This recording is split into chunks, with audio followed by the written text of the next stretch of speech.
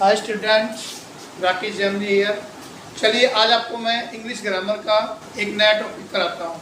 और आपको पता ही है मैं एक ऐसी सीरीज बनाने जा रहा हूँ जिससे बच्चों को कॉम्पिटिटिव एग्जाम्स इंग्लिश के में बहुत ज़्यादा हेल्पफुल होगा आपके लिए। ठीक है, आज एक नया टॉपिक कराने जा रहा हूँ मैं जिसका नाम है ईडियम्स। ठीक है, क्या है ईडियम्स? देखिए ईडियम्स होता क्या है। ईडियम्स एक्चुअली एक एक्सप्रेशन होती है, एक सेंटेंस होता है, ठीक है, जिसका लिटरल मीनिंग यानी उसके शब्दों के हिसाब से उसको पढ़ोगे तो कुछ और निकलता है भी या नहीं भी निकलता, ठीक है। लेकिन उसका हिडन मीनिंग यानी कि उसका हिंदी में आप इसको बोल सकते हो मुहावरे टाइप में, इसका कुछ और मीनिंग निकलता है। और कम्पिटिटिव एग्जाम में मोस्टली में 4 या 5 ऐसे आते ही रहते हैं क्वेश्चन, ठीक है। चलिए आपको मैं इस सीरीज के अंदर 2 बड़े इंपॉर्टेंट वो कराऊंगा, तो बाकी दूसरी सीरीज में कराऊंगा, ठीक है। चलिए देखिए पहला इडियम है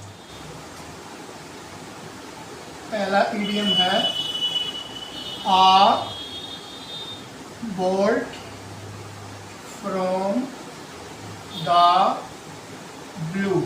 a bolt from the blue, इसका मीनिंग क्या होता है? समथिंग अनएक्सपेक्टेड, ठीक है। और सरप्राइजिंग, ठीक है, सरप्राइजिंग, इसका मीनिंग ये होता है। एग्जाम में आएगा अ बोल्ट फ्रॉम द ब्लू, ठीक है। नीचे 4 ऑप्शन में इनके अलग अलग मीनिंग दिए होंगे इंग्लिश में, आपको करेक्ट वन को टिक मार्क करना है या ओएमआर शीट पे उसको डार्क करना है, ठीक है। तो इसका मतलब होता है कोई मुसीबत या कोई आपदा जो अचानक आ जाए, ठीक है। इसका एग्जाम्पल आप देखिए, इसका मैं आपको एग्जाम्पल बताता हूँ। Ramesh father's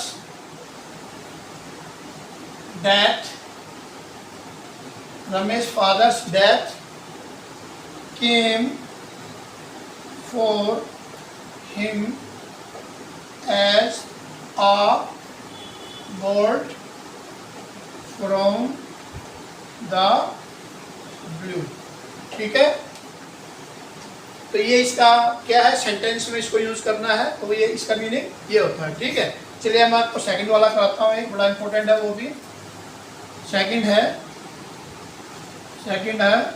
uh bone of contention, a bone of contention. देखिए इसका लिटरल मीनिंग तो क्या है? वैसे कंटेंशन का मीनिंग होता है विवाद, डिस्प्यूट, झगड़ा, ठीक है। तो बोन ऑफ कंटेंशन यानी कि विवाद की, वैसे मीनिंग इसका क्या है? विवाद की हड्डी। ये तो कोई बात बनी नहीं, ठीक है ना। लेकिन इसका मीनिंग क्या है कि कोई ऐसा इशू जो किसी डिस्प्यूट का वो बन रहा हो या किसी डिसएग्रीमेंट का इशू वो बन रहा हो, मुद्दा बन रहा हो या कंटिन्यू हो रहा हो कोई चीज, ठीक है। तो उसको हम क्या कहेंगे? अ बोन ऑफ कंटेंशन। इसका एग्जाम्पल देता हूँ, Kashmir is the bone of contention between India and Pakistan, ठीक है। ये इसको हमने किस में किया है? वर्ड अपने सेंटेंस में यूज किया है, ठीक है।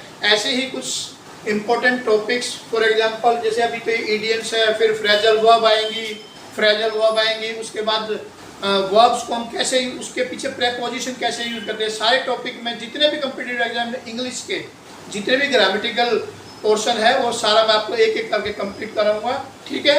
नेक्स्ट टाइम फिर आपको दोबारा दूसरी टॉपिक कराऊंगा। Till then bye.